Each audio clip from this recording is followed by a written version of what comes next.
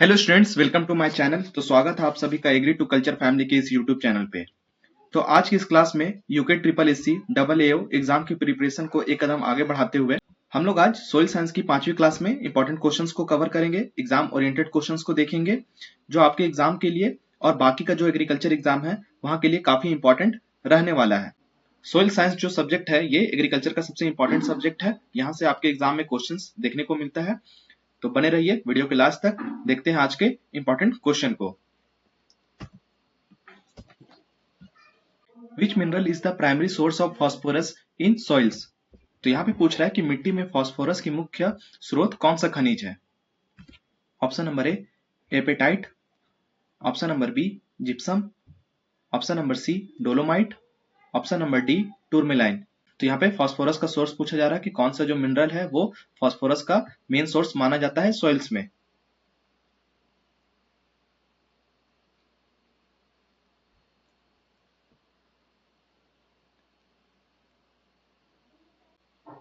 तो इस क्वेश्चन का जो सही आंसर है वो है आपका option number A apatite. Apatite जो मिनरल है ये प्राइमरी सोर्स माना जाता है फास्फोरस का इन सॉइल में। नेक्स्ट है chemical weathering of rocks is most dominant in which type of climate. तो इस क्वेश्चन में पूछ रहा है चट्टानों का रासायनिक अपक्षय किस प्रकार की जलवायु में सबसे अधिक होता है। Option number A arid and cold, option number B hot and dry, option number C humid and hot, option number D cold and humid.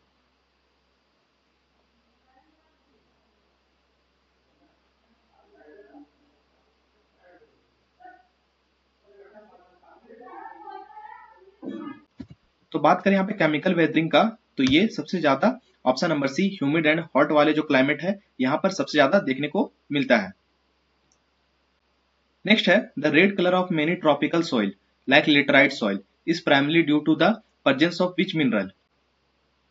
Option number A hematite, option number B goethite, option number C gypsite, option number D quartz. तो इस question में पूछ रहा है कि जो tropical soils होते हैं लेटराइट सॉइल वहां पे उनका कलर जो है वो रेड कलर का होता है। तो किस मिनरल के प्रेजेंस के कारण ये चीज होता है।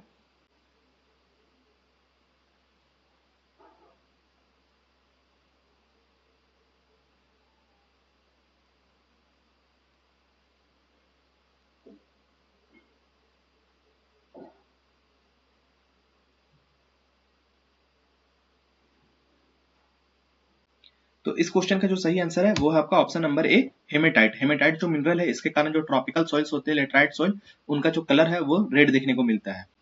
और बात करें अगर येलो सॉइल का, तो जो येलो कलर देखने को मिलता है ये किस मिनरल के कारण होता है। ये गोएथाइट जो FeOOH इसका फॉर्मूला होता है, इसके कारण जो सॉइल है वहां पे येलो देखने को मिलता है। नेक्स्ट है gypsum is classified as which type of mineral. तो यहाँ पे पूछा है कि जिप्सम जो है ये किस प्रकार के खनिज के रूप में वर्गीकृत किया गया है।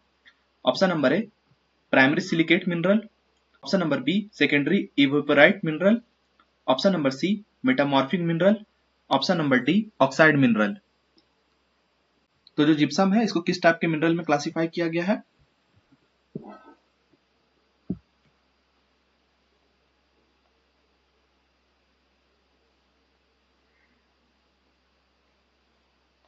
तो इस क्वेश्चन का जो सही आंसर है वो है आपका option number B secondary evaporite mineral.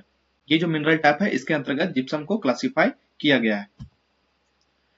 Gypsum जिसका फॉर्मूला होता है CaSO4.2H2O is a secondary evaporite mineral formed by the evaporation of sulfate rich water। तो जो सल्फेट रिच वाटर होता है जिसमें सल्फेट की मात्रा अधिक होती है वो जब एवेपोरेट करता है तो वहां पे जिप्सम का फॉर्मेशन होता है।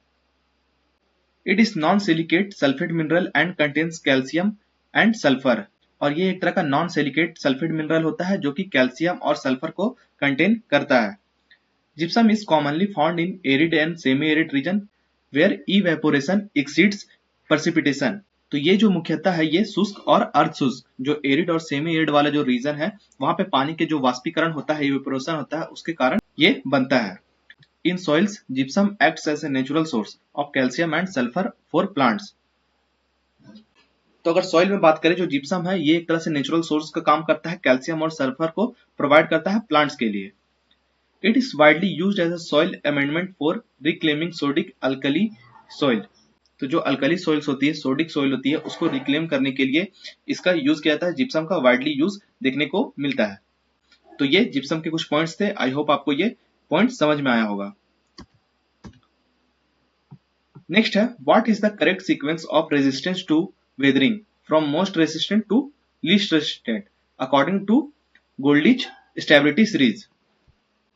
तो यहां पर पूछ रहा है कि जो गोल्डिच की स्टेबिलिटी सीरीज के अनुसार जो वेदरिंग है, अपक्षय है कि प्रति प्रतिरोध का सही क्रम क्या है। Option number A quartz, feldspar, olivine. Option number B olivine, feldspar, quartz.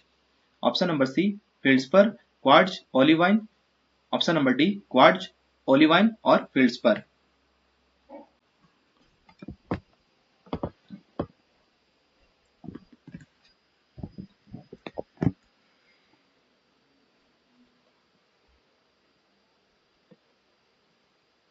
तो बात करें यहाँ पे कि सबसे ज्यादा जो रेसिस्टेंट होता है वेदरिंग के लिए वो होता है क्वार्ट्ज। तो इसका जो सही आंसर है option number A quartz, feldspar और जो ऑलिवाइन है, ये जो सीक्वेंस बनेगा ये most resistant to least resistant का सीक्वेंस जो है यही देखने को आपको मिलेगा।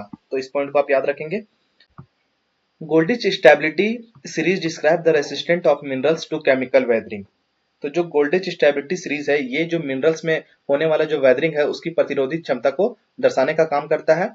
Quartz is the most stable and most resistant mineral to weathering under surface condition. और बात करें यहाँ पे सरफेस कंडीशन में, तो जो क्वार्ट्ज है सबसे स्टेबल और वेदरिंग के लिए सबसे मोस्ट रेसिस्टेंट जो मिनरल है ये क्वार्ट्ज माना जाता है। उसके बाद है feldspar. Feldspar have moderate resistant and weather to form clay mineral like kaolinite. और अगर बात करें फेल्ड्सपर का, तो ये एक तरह से मॉडरेट रेसिस्टेंट क्षमता रखता है वेदरिंग के खिलाफ, और इसके वेदरिंग से जो है वो क्ले मिनरल्स का डेवलपमेंट होता है, फॉर्मेशन होता है, जिसका नाम है kaolinite. Olivine is the least stable mineral and weathers rapidly. और बात करें ऑलिवाइन की, तो ये सबसे कम लीस्ट स्टेबल मिनरल माना जाता है और इसमें जो वेदरिंग है वो सबसे ज्यादा देखने को मिलता है। In general minerals form at high temperature weather fast than those form at lower temperature. और अगर बात करें यहाँ पर कि तापमान के बेसिस पे, तो वैसे मिनरल जिसका फॉर्मेशन हाई टेम्परेचर के कारण होता है उनमें जल्दी वेदरिंग देखने को मिलता है, जबकि जो लो टेम्परेचर पे फॉर्म्ड जो मिनरल होते हैं उनका जो वेदरिंग है वो धीरे धीरे होता है।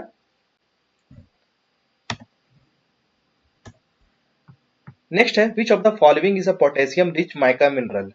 तो निम्नलिखित में से कौन सा पोटेशियम युक्त माइका खनिज है। Option number A biotite, option number B muscovite, option number C muscovite and biotite both, option number D none of above. तो यहां पर पूछ रहा है पोटेशियम रिच माइका मिनरल इनमें से कौन है।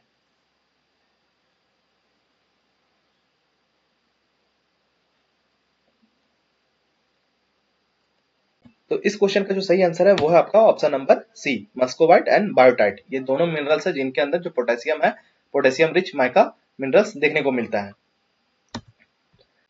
Muscovite and biotite are mica group minerals and rich source of potassium. तो जो मस्कोवाइट और बायोटाइट है ये माइका ग्रुप के मिनरल्स होते हैं। इनमें जो रिच सोर्स देखने को मिलता है वो पोटेशियम है। पोटेशियम की अधिकता इनमें देखने को मिलता है। Muscovite is known as white mica. तो जो मस्कोवाइट है ये व्हाइट माइका के नाम से जाना जाता है, while biotite is called black mica. और जो बायोटाइट है ये ब्लैक माइका के नाम से जाना जाता है। Weathering of these minerals release potassium ions into the soil. और जब इनकी वेदरिंग होती है तो उसमें से कौन सा आयन निकलता है, ये पोटेशियम आयन होते हैं, ये सॉइल्स में रिलीज होता है। They play an important role as natural sources of soil potassium. और एक तरह से ये इंपॉर्टेंट रोल प्ले करता है जो सॉइल में पोटेशियम की अधिकता को बढ़ाने में काफी इंपॉर्टेंट रोल प्ले करता है। नेक्स्ट है, tourmaline is a rich source of which essential plant micronutrient. तो यहाँ पे पूछ रहा है कि टूरमुलाइन किस जरूरी पौधे के सूक्ष्म पोषक तत्व का समृद्ध स्रोत है। Option number A zinc, option number B iron, option number C boron, option number D manganese.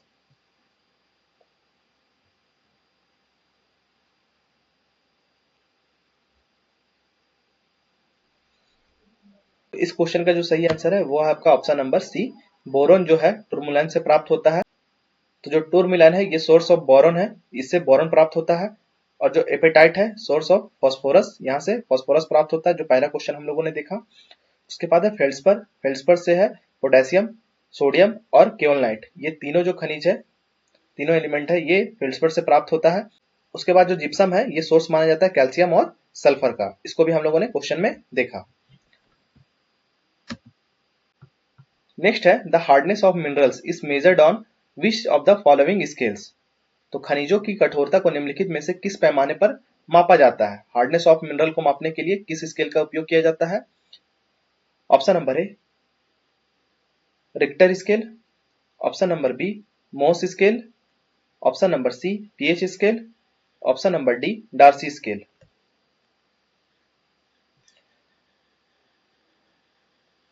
तो जो रिक्टर स्केल है इसे तो भूकंप की तीव्रता को नापते हैं, और जो पीएच स्केल है इसे तो पीएच मापा जाता है। तो ये दोनों तो ऐसे ही साइड हो गया, तो ऑप्शन नंबर बी और डी में से आपको बताना है कि इसका जो सही आंसर है वो क्या होगा।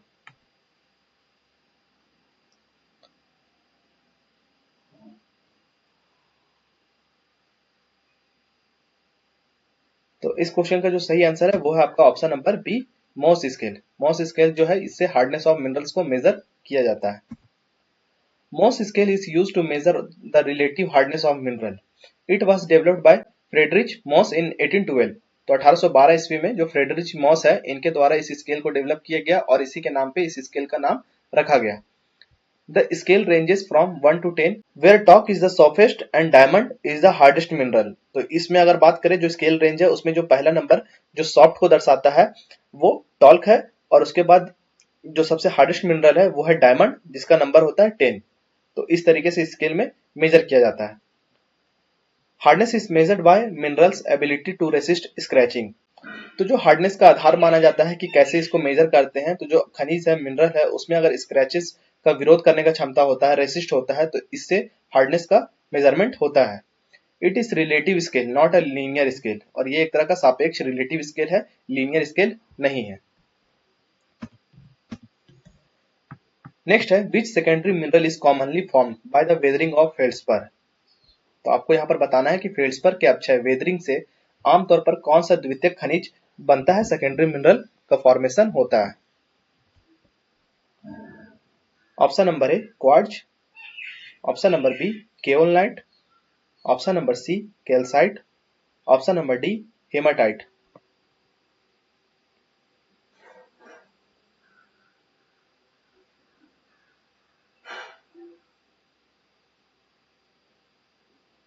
तो मैंने इस क्वेश्चन का ऑलरेडी जो वन लाइनर्स पॉइंट्स था वहां पर मैंने इसको डिस्कस किया। इसका जो सही आंसर है वो है केओलनाइट।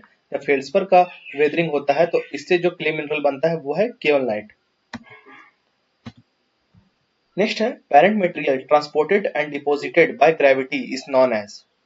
तो गुरुत्वाकर्षण द्वारा स्थानांतरित और जमा किए गए मूल पदार्थ को क्या कहा जाता है? Option number A alluvium, option number B colluvium, option number C loess, option number D glacial till. तो यहाँ पर पेरेंट मटेरियल का ट्रांसपोर्टेशन और जो डिपोजिशन है ये अगर ग्रेविटी के द्वारा होता है तो आपको बताना है किसमें से इसका आंसर क्या होगा।